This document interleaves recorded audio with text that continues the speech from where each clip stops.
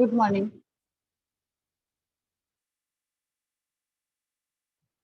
M I audible children? आप हमको सुन रहे हैं? Yes, ma'am. Yes, ma'am. Yes, very good, बहुत बढ़िया, very good. Good morning, ma'am.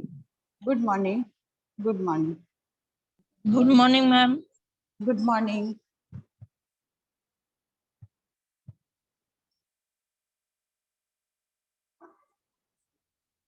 Good morning.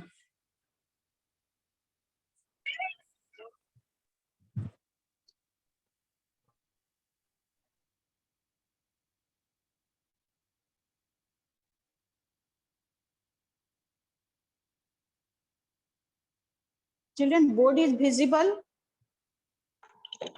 Yes, ma'am. Yes, ma'am. दिख रहा है board?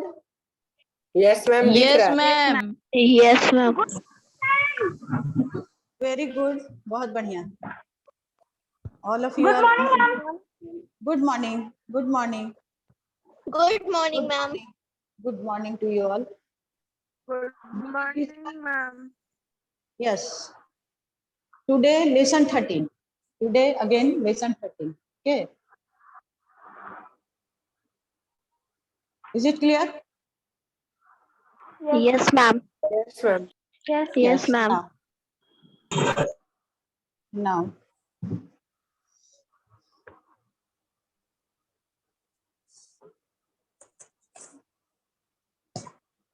Lesson 13. Which page number?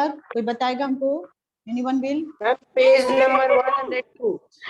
Ma'am, 102. Yes. Page number is 102. Yes. And now let us start. Page number is 102.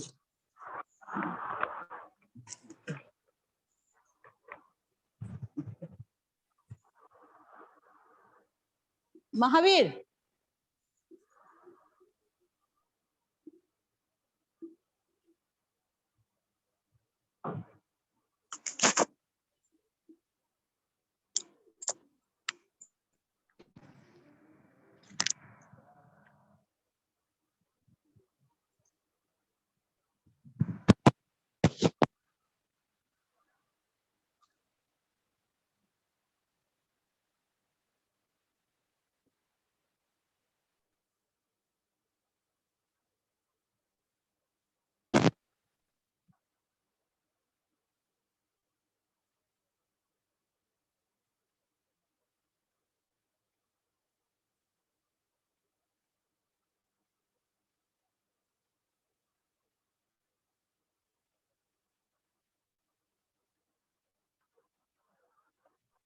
that is Bahawal Lodi. Yes. Now Nasruddin Tughlaq. Firoz Tughlaq we have completed. In our yesterday class, we have completed Firoz Tughlaq. Now Bahawaludi. Okay. Bahawaludi. Sorry. Yes. Nasruddin Tughlaq. Yes. Yes. Good morning, ma'am. Nasruddin Tughlaq. Yes. Yes. That he was the last ruler of Tughlaq dynasty. Nasruddin Tughlaq was the last ruler of the Tughlaq dynasty. During his time, Tamurlang invaded India and took away a large amount of wealth. मतलब इसी के समय, तुगलक के समय, नसीरुद्दीन तुगलक के समय ही तैमूरलंग जो है इंडिया में अटैक किया और बहुत ज्यादा पैसा लेकर के गया। कह रहा है कि large amount of wealth. He also took with him many Indian artisans for decorating his capital at Samarkand. Decorating his capital from Samarkand. तो मतलब बहुत सारे इंडियन आर्टिजन्स को भी लेकर गया अपने मतलब कैपिटल समरकंद की अपनी राजधानी को डेकोरेट करने। Is it clear for all? He also took the Sultan lasted only up to 1412 CE after Taimur invasion. मतलब बहुत कम दिन तक वो रह पाया सुल्तान तैमूर के इन्वेजन के बाद, अटैक के बाद। कहने का मतलब इन्वेजन का मतलब है अटैक के बाद। आफ्टर तैमूर इन्वेजन सुल्तान जो है ज्यादा दिन तक नहीं रह पाया, लेकिन जितना दिन तक भी रहा। Many India, sorry, Tamur invasion till Nasruddin died. Later it got divided into many small kingdoms. बाद में ये बहुत छोटे छोटे राज्यों में बट गया. दौलत खान and अमीर was appointed as the ruler of Delhi. तो दौलत खान नाम का एक अमीर था, मतलब पोस्ट है. अमीर का मतलब यहाँ पर एक post was appointed as the ruler of Delhi. Do you know in 1414 CE, Sayyid Khizra Khan attacked Delhi and defeated Daulat Khan and founded the Sayyid dynasty. 4 rulers of this dynasty ruled up to 1451 CE when Bahlol Lodi attacked India. Bahlol Lodi attacked India. Lodi dynasty. Bahlol Lodi. ठीक है, ये जो है last जो है दिल्ली सल्तनत का last ये था, वही है. He was an able ruler and a competent general. Competent मतलब बहुत तेज था, मतलब जनरल था. He did not rule like a sultan but a feudal lord. Feudal मतलब एक सामंत की तरह से राज करता था, सुल्तान की तरह से नहीं, एक सामंत. यस यस मैम एक डाउट पूछना है. हाँ बोलिए, पूछिए. मैम बहलोल लोधी कहाँ से आए थे? ये जो है सभी जो है उधर ही से, अफगानिस्तान वाला जो जिधर से गोरी और ये लोग आए थे उधर ही के ये लोग थे. ठीक है, ओके मैम. हाँ उधर ही से ये लोग आए हुए. उसके बाद कहता है he declared that he was one among them.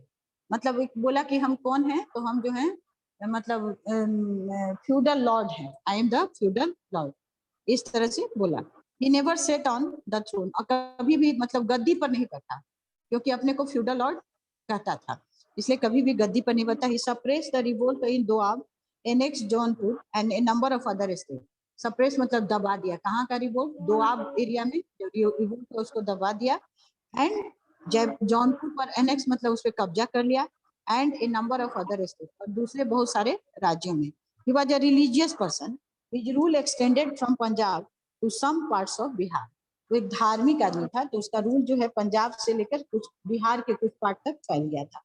Sikandar Lodhi. Sikandar Lodhi succeeded his father in 1489 CE.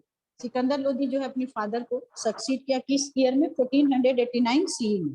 He was generous towards the Muslim and Ulema. Generous मतलब उदार था, मतलब किस तरह का था? एडमिनिस्ट्रेशन में देखिए रिलीजियस इंटरफेरेंस पसंद करता था. मुस्लिम और उलेमा को अपने अंदर के लिए, उसको मतलब हिंदुओं के लिए अच्छा नहीं था, मुस्लिम और उलेमा के लिए अच्छा था. उलेमा मतलब जो लोग उनके पूजा पाठ करते थे, वैसे लोगों के लिए वो अच्छा था. He helped the poor Muslims and gave money to the poor widows for the marriage of their daughter. अब गरीब मुस्लिम औरतों को पैसा भी देता था, और जो पुअर मुस्लिम थे उनको भी पैसा देता था. गरीब मुस्लिम विडोज को पैसा देता था.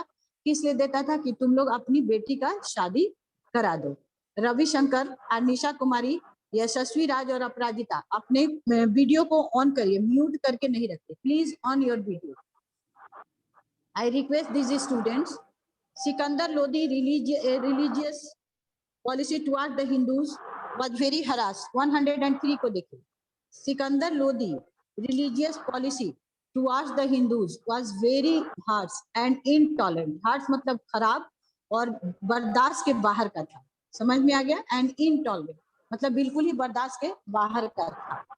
He destroyed temples. क्या क्या किया? टेम्पल को नष्ट किया हिंदुओं के लिए के प्रति उसका, क्योंकि वो उलेमाज और इसको जो है अपने इसमें रखा था, इसीलिए मतलब उसका जो है मतलब एक का मतलब क्या था कि उसका जो है बाकी रिलीजन्स के लिए उसका बिहेवियर अच्छा नहीं था.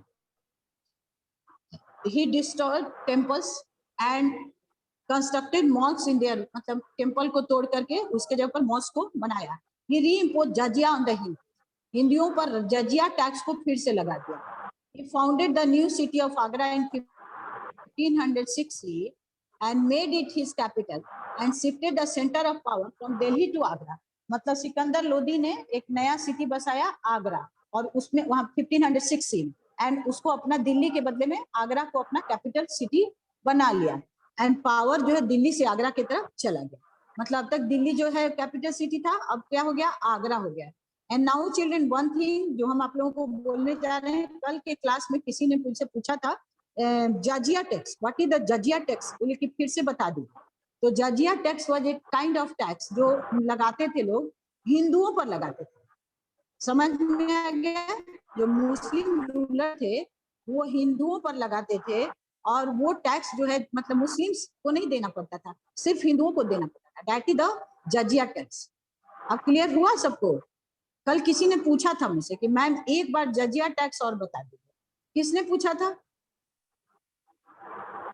किसने पूछा था मुझसे? मैम मैंने सानवी। Okay good. मैम तो क्लियर हो गया? हाँ क्लियर हो गया Saanvi. Jizya tax is clear. Yes ma'am. Ibrahim Lodi, he became the sultan after his father Sikandar Lodi. मतलब सिकंदर लोदी जो उसके पिता थे उनके बाद वो राजा बन गया। कौन था? इब्राहिम लोदी राजा बन गया।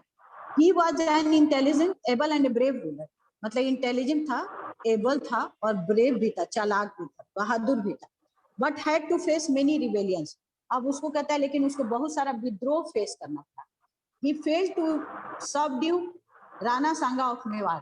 मतलब मेवाड़ का जो राणा सांगा जो राजा था राजपूत का, वो उस पर हमेशा ही अटैक, उसको वो दबा नहीं सका, राणा सांगा को दबा नहीं सका। यहाँ कहने का मतलब ये है, subdue Rana Sanga of Mewar. He replaced the old and senior military officers with young and brave officers। अब उसने क्या किया? जो पुराने ऑफिसर थे उनको हटा दिया और जो यंग और बहादुर थे उनको रख लिया। To strengthen his military power। अपने मिलिट्री पावर को स्ट्रेंथ मतलब मजबूत बनाने के लिए, मजबूत करने के लिए उसने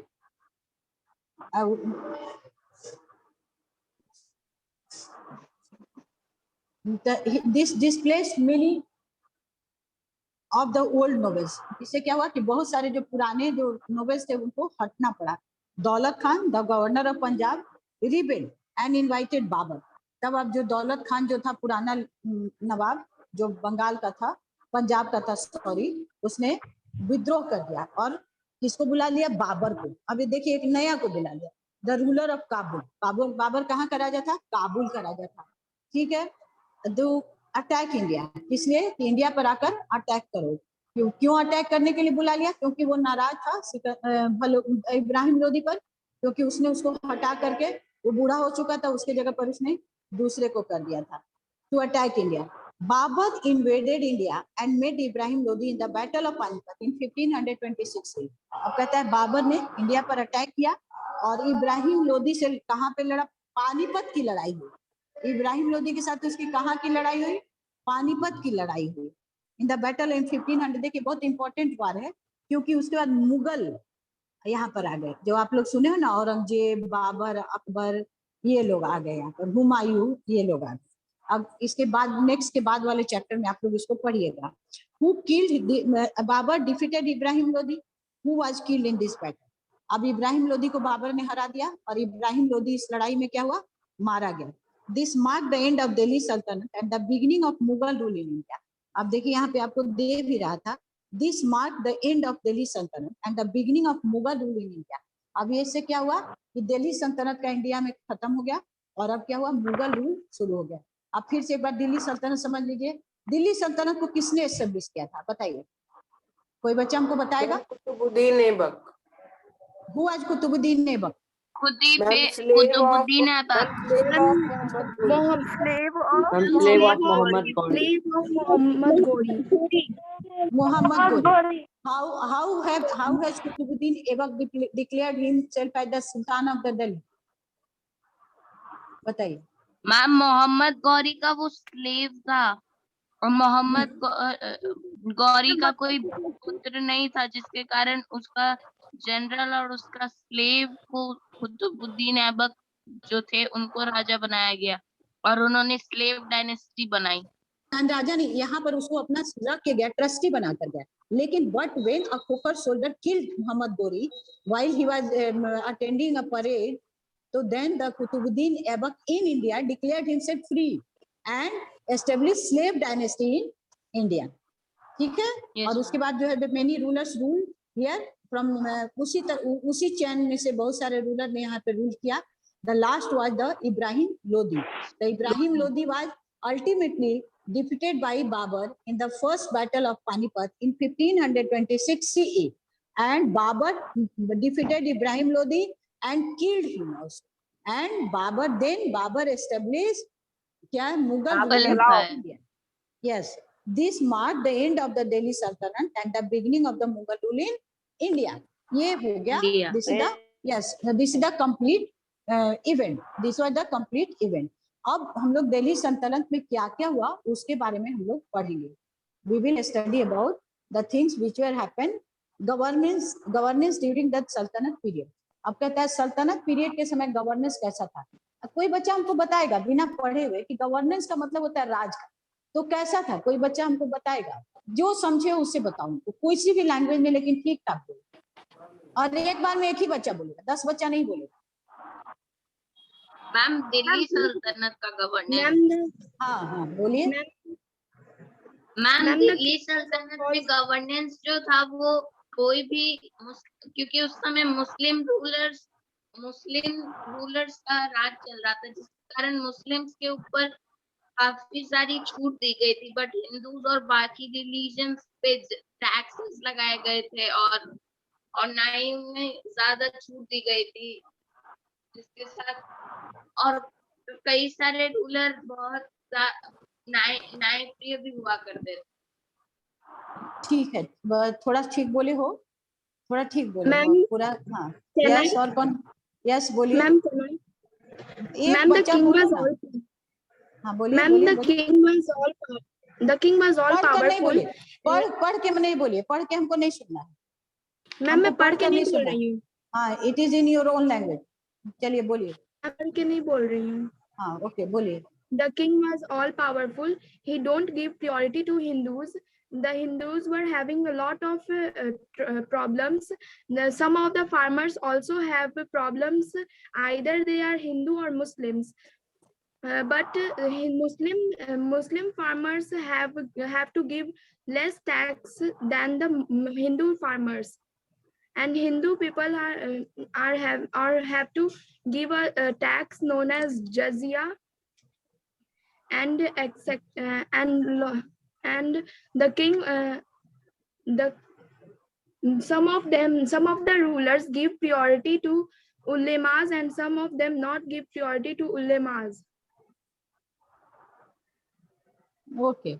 Now governance during the Sultanate period. Come on the point. Governance during the Sultanate period. सल्तनत पीरियड के समय गवर्नेंस कैसा था, राज का।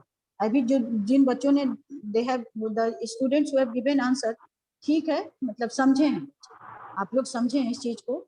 The sultan dominated the central government and he was the head of the state. अब कहता है सुल्तान जो है सेंट्रल गवर्नमेंट को क्योंकि डोमिनेट करता था, डोमिनेट मतलब सबसे ऊपर कौन था, सुल्तान था, क्योंकि he was the head of the state. He also acted as the chief executive and the highest court of appeal. मतलब चीफ एग्जीक्यूटिव भी वही था, मतलब सबसे बड़ा अधिकारी भी वही था, और सबसे बड़ा जज भी सुल्तान ही था। He appointed many ministers to run the administration. अब राजकाज चलाने के लिए उसने बहुत सारे मिनिस्टर को भी अपॉइंट किया हुआ था। Do you no, page number 103, इसको थोड़ा सा ध्यान से देखिए। दीवाने वजारत, the head of this department was wazir and looked after the finance, revenue and the entire central administration. He was like the present prime minister की तरह होते थे, जो कि ये जो है फाइनेंस, मतलब उसके बाद, मतलब राजा के बाद इनको सबसे ज्यादा पावर था। दीवाने अर्ज, he was the head of the military administration and organized the military, conducted inspections and maintained complete discipline. He was like the present defense minister की तरह वो थे। दीवाने इंसा, he was the in charge of the entire correspondence of the state. Correspondence मतलब जितना भी letter वगैरह लिखना होता है उसको with the rulers of other independent state, मतलब जो बाकी जो अदर जो इंडिपेंडेंट स्टेट के जो राजा थे उनके साथ state, and his own subordinate officials, और अपने जो उसके अंडर में जो ऑफिशियल थे उनको भी वो लेटर लिखता था। कहने का यहाँ पर मतलब ये हुआ। चीफ बरीद, चीफ बरीद कौन था, बारिश वेयर द स्पाइस, वो लोग क्या कहलाते थे, जासूस थे। बारिश कौन थे, जासूस थे। अभी देखिए मेरे स्क्रीन पर मतलब सिर्फ 7 और 8 बच्चे जो है विजिबल है, बाकी सबका जो है मोबाइल जो है वीडियो जो है ऑफ है, सबका, ऑल स्टूडेंट्स, कोई भी बच्चा मेरे स्क्रीन पे विजिबल नहीं है। Shashwat Sharma, Shashank Sharma, Mohit Ranjan, Shashank Shekhar, there are many student, Utpal, Shivraj Gupta, Aditya Sharma, Balaji. ये बालाजी तो कुछ सुनता ही नहीं, सिर्फ क्लास आएगा मुंह बंद करके अटेंड करता है, गायब हो जाता है। ये लड़का ना कुछ सुनता है ना कोई रिस्पॉन्स देता है। सौम्या शेखर सिंह, साबिर अली, रुचि कुमारी, आदित्य राज सिंह, किसी का भी वीडियो ऑन नहीं है, किसी का भी। सब अपना वीडियो बंद करके बैठा हुआ है बच्चा।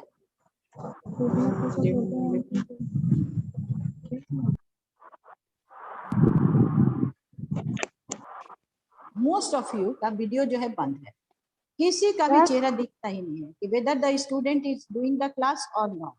7B से ज्यादा, 7A से कुछ बच्चे हैं, चिन्मय सांडिल्य, बालाजी, कभी भी इनका चेहरा नहीं, कभी नहीं, never. Diwani Barid, Barid were spies. Ma'am page number कितना है? 103। बरीद जो थे वो लोग कौन थे? जासूस थे, spies. And they were the ears and eyes of the sultan. Ear और आई मतलब उनके बात पे सुल्तान बहुत अधिक भरोसा करता था। ईयर और आई का मतलब ये हो गया।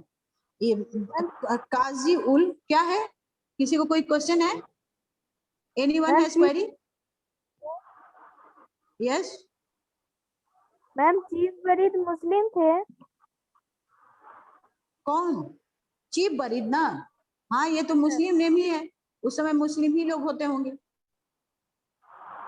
या फिर चेंज भी होता होगा, ठीक है, पोस्ट बदलता भी होगा, लेकिन ऐसे मानकर चलिए कि ये मुस्लिम ही होते होंगे, ऐसा हमको लगता है। काजी उल कजात, he was the head of the judiciary like the present chief justice of supreme court। मतलब सुप्रीम कोर्ट के सबसे जो चीफ जस्टिस होते हैं, जो उन्हीं की तरह ये जो है सबसे ऊपर थे। लेकिन इनके भी ऊपर कौन होता था, बता सकते हैं कोई हमको? इनके भी ऊपर कौन होता था, कोई बताएगा? राजा। दीवानी यस यस, राजा, राजा। He was head of judiciary. Yes, yes. He was the head of the judiciary also. Very, बहुत बढ़िया। वकील ए दार, he looked after the personal comfort of the sultan and his family। मतलब सुल्तान और उसके परिवार के जो निजी जरूरत होता था उसको ये देखता था। Comfort of the sultan and his family। He also looked after कारखाना which produced goods required by the royal family। अब वो और क्या क्या देखता था? कारखाना का भी काम देखता था, जो कि क्या करता था कि रॉयल फैमिली मतलब राजा के परिवार के जरूरत का जो चीज बनाता था उसका भी कामकाज वो देखता था। And the maintain proper record, और क्या सामान बना, कौन यूज किया, इसका वो रिकॉर्ड भी रखता था। दिस वाज द, ये आप लोग मतलब अभी जो है पहले कंप्लीट कर लेते हैं, तो फिर इसको हम लोग एक बार आप लोग से रीडिंग करवाएंगे। सबऑर्डिनेट ऑफिशियल क्या होता है? क्या बोले मैम? सबऑर्डिनेट ऑफिशियल का मतलब? सबऑर्डिनेट मतलब उसके अंडर में जो लोग काम, समझ में आ गया ना? वो मान लीजिए कि वो सबसे बड़ा ऑफिसर है, उसके अंडर में जितने लोग काम करते थे, they are known as the subordinate. ठीक है, कोई प्रॉब्लम? और कुछ जानना है? No ma'am. Okay, good. Society, the Indian society was divided mainly into अब कहता है इंडियन सोसाइटी दो क्लास में बटा हुआ था। कौन कौन सा क्लास? हिंदूज एंड मुस्लिम, दो क्लास। एक हिंदू और मतलब रिलीजन के नाम पे बटा हुआ था, समझ लीजिए कि रिलीजन के नाम पे दो पार्ट में बटा हुआ था। That was Hindu and Muslim. The Muslims were the ruling class in the Islamic state. अब इंडिया उस समय हिंदू स्टेट नहीं था, इस्लामिक स्टेट हो गया था, क्योंकि राजा का धर्म जो होता था उसी से माना जाता था कि धर्म क्या क्या है। तो उस समय धर्म राजा का क्या था? इस्लाम था, तो इंडिया इस्लामिक स्टेट कहलाता था। तो मुस्लिम्स को ज्यादा उसमें पावर था। यहाँ कहना ये चाहता है Muslim were more powerful than the Hindus. They were divided mainly into two sect. और हिंदू, मैम सोसाइटी का मतलब समाज, यस, हाँ समाज।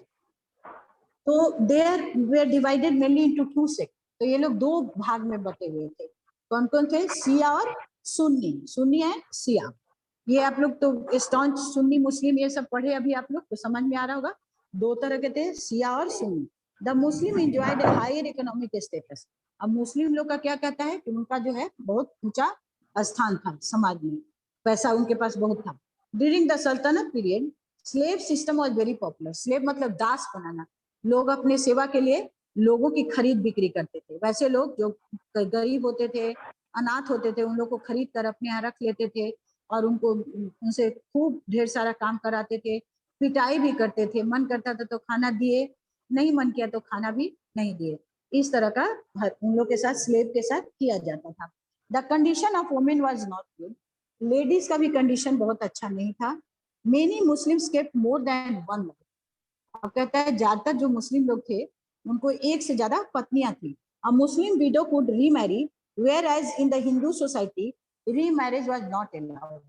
अब कहता है जो मुस्लिम विडो थी जिसके हस्बैंड का डेथ हो जाता था तो फिर से शादी कर सकती, लेकिन हिंदू सोसाइटी में लेडीज वेयर मतलब not allowed to marry again. Hindus form a large majority of the total population of the country। अब हिंदू लोग तो, क्योंकि ये तो हिंदू का ही राज्य था, स्टेट था, कंट्री था, मुस्लिम तो बाहर से आए थे, तो नेचुरली हिंदू का पॉपुलेशन ज्यादा था, बट वे आर इकोनॉमिकली बैकवर्ड। लेकिन मुस्लिम लोग क्या किए, यहाँ से हिंदुओं को इतना लूट लिए और इतना सताए कि पैसा हिंदुओं के पास नहीं था, वो लोग गरीब हो गए। They were are not given high post, और उनको हाई पोस्ट भी नहीं मिलता था। The Hindu society was based on caste system. Hindu society किस पर बेस्ड था? कास्ट सिस्टम पर, जाति सिस्टम था, ठीक है। The lower classes were exploited by the higher classes, जो छोटे कास्ट के लोग थे, बड़े कास्ट जाति के लोग उनको एक्सप्लॉइट करते थे, सताते थे। एक्सप्लॉइट का मतलब है सताना। This led to wide scale conversion to Islam. अब इसकी वजह से क्या हुआ, जो छोटी जाति के जो हिंदू थे वो लोग मुस्लिम बने, समझ गए? वाइड स्प्रेड कन्वर्शन टू इस्लाम मतलब हिंदू से मुस्लिम बन गए। The Hindu society suffered from evils like Sati system, child marriage, ban on window remarriage and female education. अब कहता है हिंदू सोसाइटी में उस समय बहुत तरह का मतलब बीमारी, इविल का मतलब क्या होता है? दोष, खराब आदत। वो क्या क्या था? सती सिस्टम था, बाल विवाह था, चाइल्ड मैरिज, बाल विवाह, बच्चों की शादी कर दी जाती थी, बैन और विडो रीमैरिज, मतलब कोई स्त्री, कोई लेडी जिसके हस्बैंड की मृत्यु हो जाती थी वो फिर से शादी नहीं कर सकती थी, चाहे वो कितनी भी गरीब हो, कितनी भी छोटी हो, कुछ भी हो, उसकी मैरिज फिर से नहीं होती थी। और लड़कियों को, लेडीज को पढ़ाया नहीं जाता था। Inter caste marriage were also not allowed, मतलब एक जाति से दूसरे जाति में लोग शादी नहीं कर सकते थे। हाँ, एक जाति से दूसरे जाति में लोग शादी नहीं कर सकते थे। It was also not allowed. अब जो है इसको थोड़ा सा हम रीडिंग दिलवाएंगे, चलिए। तो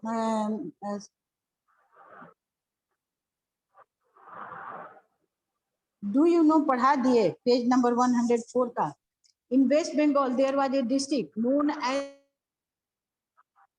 Paragna।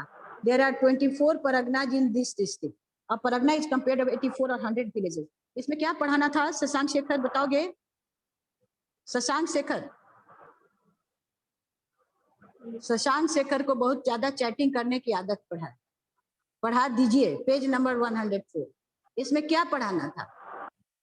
अगर मान लीजिए छूट रहा था तो आपको इसमें क्या नहीं समझ में आ रहा था, आप हमको बता सकते हैं शशांक शेखर? परगना का मतलब यह है, परगना इज कंप्राइज ऑफ 84 और 100 विलेज भी उसमें रहता था। अभी भी नहीं समझ में आता है कि बिल्कुल पढ़ने नहीं आता है, चैटिंग छोड़कर?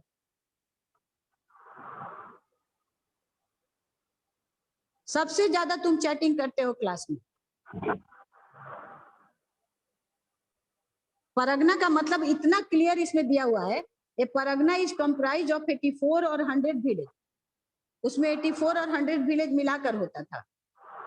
द वेस्ट बंगाल में there is a district known as, वहां एक डिस्ट्रिक्ट है जिसका नाम है 24 Pargana. There are 24 Parganas in this district. इसमें इस डिस्ट्रिक्ट में 24 परगना है। तो परगना क्या है इसको बता दिया है। अब परगना इज कंप्राइज ऑफ 84 और 100 विलेजेस, मतलब एक परगना में 84 और 100 विलेज। आप 24 में अब इसको मल्टीप्लाई कर लीजिए, समझ में आ जाएगा कितना बड़ा डिस्ट्रिक्ट है। जबरदस्ती का चैटिंग नहीं करिए, ज्यादा स्मार्टनेस ठीक नहीं होता है। ये हम मार्क कर रहे हैं। शशांक शेखर है जे habit.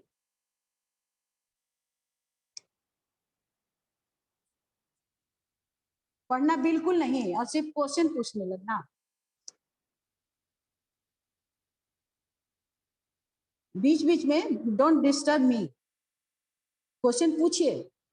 Your questions are always welcome, लेकिन बिना इररिलेवेंट क्वेश्चंस नहीं पूछिए। Don't ask. इतना क्लियर आंसर भी अगर नहीं समझ में आएगा तो फिर तो बहुत मुश्किल है, 6 में वापस जाना पड़ेगा फिर, अगर नहीं समझ में आएगा। डोंट से सॉरी, ज्यादा चैटिंग मेरे साथ नहीं कर, that I don't like, and don't reminder me. I always give the students to ask the question. I always give the students a chance to ask the question. और जब इतना clear रहता है तो ये इसमें कुछ जो है खुद भी 2 बार पढ़िए, 3 बार पढ़िए, 10 टाइम पढ़िए। एवरी डे हम दे रहे हैं कि इस लेसन को पढ़िए। होमवर्क क्या हम इसीलिए दे देते हैं कि बिना मतलब का इसका कोई वैल्यू नहीं है होमवर्क का। इसका मतलब है कि आप होमवर्क नहीं पढ़ते हैं। Only then you are asking questions. नहीं तो ऐसे तो बच्चा पूछ ही नहीं सकता इस तरह का क्वेश्चन।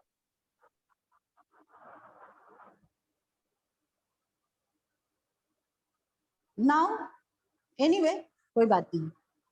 पेज नंबर 103 का do you know Sumita Sharma पढ़िए। पेज नंबर 103 का डू यू नो पढ़िए Sumita Sharma. Okay, ma'am. Diwan A. Wazarat. The head of this department was Wazir and looked after the finance, revenue, taxation, and the entire central administration. He was like the present Prime Minister. Diwan A. Arz. He was the head of the military administration and organized the military, conducted inspections, and maintained complete discipline. He was like the present defense minister. बहुत बढ़िया। Okay, now प्रतीक झा। प्रतीक झा पढ़िए। प्रतीक झा सुन रहे हैं?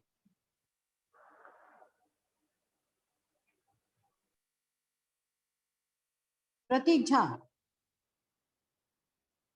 I am not getting any response from your side.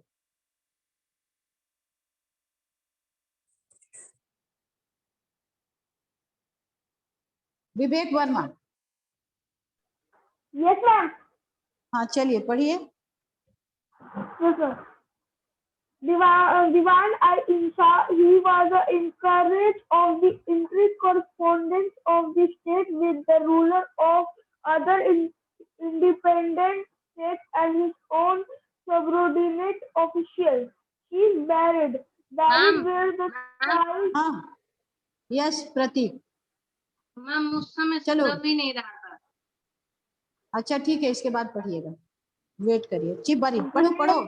हाँ He is buried where the skies they were the ears and eyes of the Sultan. Ul Quzat. He was the head of the judiciary like the present Chief Justice of Supreme Court. Wakil Aidar. He looked after the personal comfort of the Sultan and his family. He also looked after Karkhanas which produced goods required by the royal family and maintained proper records. Okay, now Rishika Raj 7B पढ़िए। इसी को do you no को फिर से। Diwani Wazarat, the head of this department was Wazir and looked after the finance, revenue, taxation, and the entire central administration. He was like the present Prime Minister. Diwani Arif. He was the head of military administration and organized the military, conducted inspections, and maintained complete discipline. He was like a present defense minister. Diwani Insha. He was the in charge of entire correspondence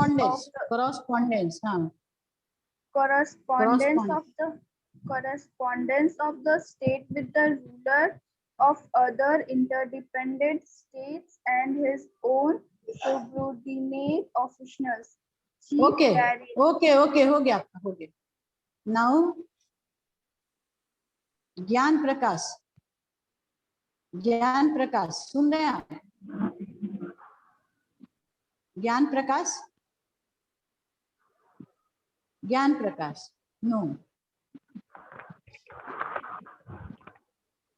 ma'am मैं पढ़ूं?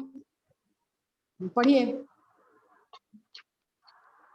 दीवानी इंसा, He was in charge of entire correspondence of state with the ruler of other independent state and his own subordinate officials. Chief Barid. Barid, हाँ, Chief Barid. Barid हाँ. were spies. There were the ears and eyes of Sultan. Qazi ul Qazat. He was the head of judiciary like the present Chief Justice of Supreme Court. Wakil-e-Dar. He looked after the personal comfort of Sultan and his family. He also looked after karkhanas which produced goods required by royal families and maintained proper records. Very good.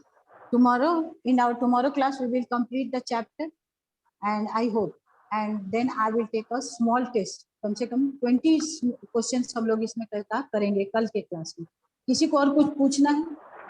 Anyone has question? No, ma'am, no problem. कोई question है तो पूछ सकते हैं. Question No, ma'am, proper. no problem. No problem. No problem. Okay. Okay, children. Have a good day. किसी को कोई problem है तो Have a पूछो. good day, ma'am. You all Just have a good day, ma'am. Good day, ma'am.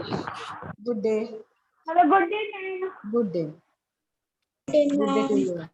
Yes. किसी का भी कोई प्रॉब्लम है वो हमसे पूछ सकता है. No problem.